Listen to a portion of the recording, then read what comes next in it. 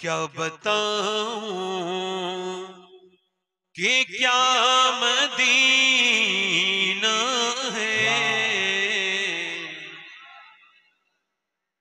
वाह। अगर कोई मदीने से आया ना तो उससे कोई पूछ रहा है बता ना मदीना कैसा है, तो वो कह रहा है क्या बताऊं कि क्या मदीना। वाह वाह। भाई को दे दो। क्या बताऊं कि क्या मदीना है। क्या बताऊं, क्या बताऊं कि क्या मदीना है। क्या बताऊं कि क्या मदीना है।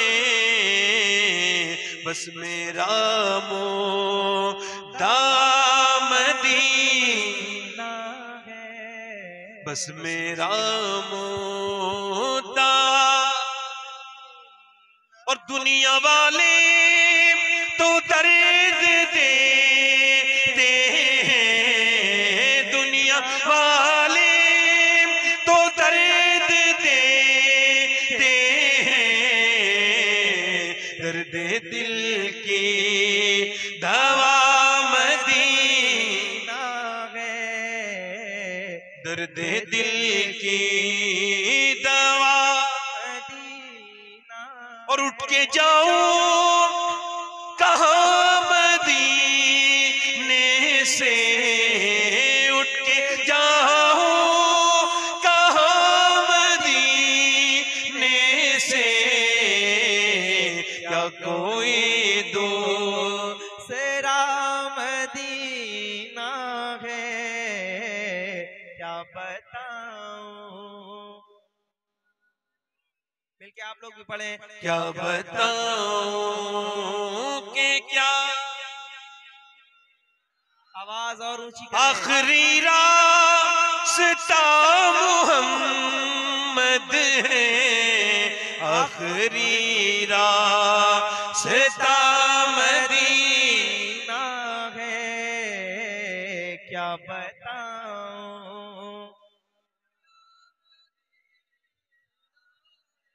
एक बड़ा बेहतरीन गुलकार जिसको इनाम में गाना गाने के इनाम में मर्सिडीज मिली, BMW मिली, पड़ोसी मुल्क का। उसने वर्ल्ड टूर किया, अलग अलग मुल्कों में जाके गाने गाए। 17-18 साल की उम्र में मशहूर हो गया। 19 साल की उम्र में शादी की। शादी वाले साल ही उसको एहसास हुआ कि उसकी कुछ तबीयत खराब है। और जब तबीयत खराब हुई, एक घर उसका एक शहर में था, दूसरा दूसरे शहर में था। और वो एक दिन एक शहर में रहता था, दूसरे दिन दूसरे शहर में रहता था। अब हालत उसकी ये थी कि लोग उसको सलूट करते थे, गाड़ी का दरवाजा नौकर खोलता था, नौकर चाकर थे। मगर कुछ दिनों के बाद ये हुआ कि तबीयत बिगड़ने लगी। अचानक जब एक दिन तबीयत बिगड़ी तो डॉक्टरों ने उसको बताया कि तेरे दोनों गुर्दे फेल हो चुके हैं।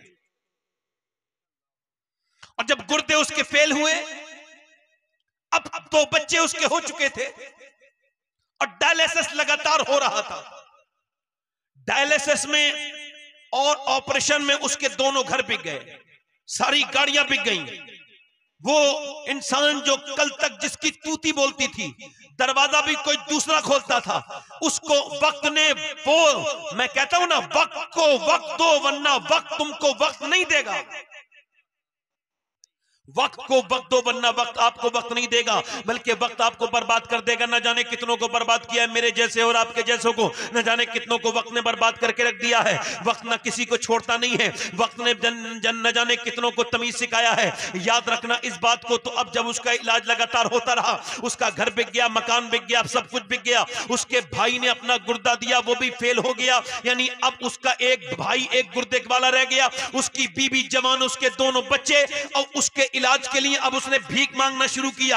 अब वो जो है सोशल मीडिया पे भीख मांगने लगा, कोई मेरी मदद करो, मेरा डायलिसिस होने के लिए मेरे पास पैसे नहीं। सोचो तो 2 साल पहले तक जिसके पास मर्सिडीज और BMW जैसी गाड़ियां थी, और उसके 2 साल के बाद ऐसा हवा बदला कि फिर वो भिखारी बन गया। अब जरा गौर करो, मरने से 1 दिन पहले जब वो अपने बच्चों के सर पे हाथ रखता था, अच्छा देखो तो जरा गौर तो करो, कभी फील तो करो, उस आदमी ने अपने बच्चों के सर पे हाथ कैसे रखा होगा जिसको पता चल गया कि थोड़ी देर के बाद मैं मरने वाला हूं। डॉक्टर ने जिससे कह दिया है अब तू बचेगा नहीं बल्कि मर जाएगा। मुझे बताएं आप उसने कैसे हाथ रखा होगा अपने बच्चों के, जब वो अपने बच्चों के सर पे हाथ रख के रोता था, अपनी जवान बीबी को देख करके आंसू बहाता था। तब उससे पूछा था किसी ने कोई अफसोस है तुझे? पूरी दुनिया में तूने गाने गाए हैं, इतनी बड़ी तुझको जो है वो इतनी बड़ी शोहरत मिली, इतनी ज्यादा शोहरत मिली, इतना पैसा, दुनिया की चीजें, क्या तुझे किसी चीज का अफसोस है? कहा अफसोस है, मैंने पूरी दुनिया में गाने गाए, मैंने अय्याशियां की, मैंने शराबें पी, मगर आज जब मैं मौत के करीब हूं तो सोच रहा हूं कि काश मैंने जितने गाने गाए अगर नबी की इतनी नाते पड़ी होती तो आज मेरा ये हाल नहीं होता। आज मेरा ये हाल नहीं होता। हुए बेनिशान नौजवान कैसे कैसे हुए बेनिशान, नौजवान कैसे कैसे, जमीन खा गई आसमां कैसे कैसे, कैसे कैसों को मौत ने आ लिया। और आपको भी आकर के मौत रहेगी और मुझे भी आकर के मौत रहेगी। एक दिन होगा कि लोग आज से 20 साल के बाद या 25 साल के बाद या 30 साल के बाद लोग कहा करेंगे एक शबात हुसैन तक क्या करता था, तकरीर करता था, उसकी कब्र का कितने मुकर्रीरीन ऐसे हैं वो मर के आज कब्रों में चले गए, जो जिनके नाम पर नारे लगते थे, जिनकी तकरीरों से मजमे में धुएं उठ जाया करते थे, मगर आज जाकर के देखो उनकी कब्रों पर कोई आवाज देने भी नहीं जाता।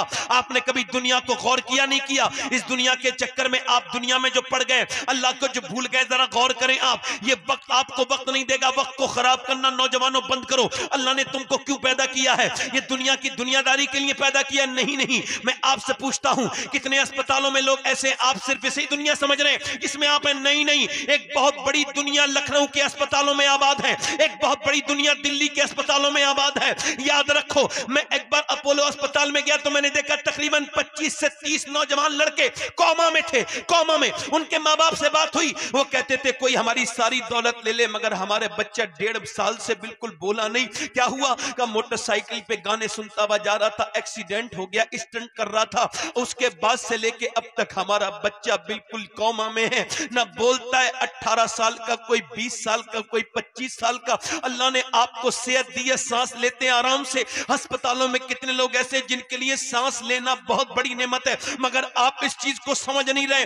वक्त जब आएगा, वक्त जब खराब करेगा हालात, तब उस वक्त समझेंगे तो क्या समझेंगे? जरा आप मुझे बताएं, अल्लाह ने आपको क्यों पैदा किया था? इस वजह से पैदा किया था जो कर रहे हैं। आज का जमाना कितना तब्दील होता चला जा रहा है। अल्लाह ने आपको क्यों पैदा किया था? ये 2-2 घंटे 3-3 घंटे इंस्टाग्राम चलाने के लिए, ये 3-3 घंटे अपनी स्टोरी पे अपना हाथ मारते रहे, आप हाथ मारते रहे, ऐसे करके ऊपर को जाता रहा, आपका जीबी जो है वो कंज्यूम होता रहा। आप क्या समझते हैं सिर्फ जीबी कंज्यूम हो रहा है? नहीं नहीं, ये जीबी तो 1-2 आप खरीदेंगे तो 100 रुपए का बहुत मिल जाएगा, मगर ये जो आपके 3 घंटे या आपके 4 घंटे खराब हुए हैं, पूरी दुनिया की दौलत अगर खर्च करोगे फिर भी इंसान की जिंदगी के 2 घंटे नहीं ला सकते।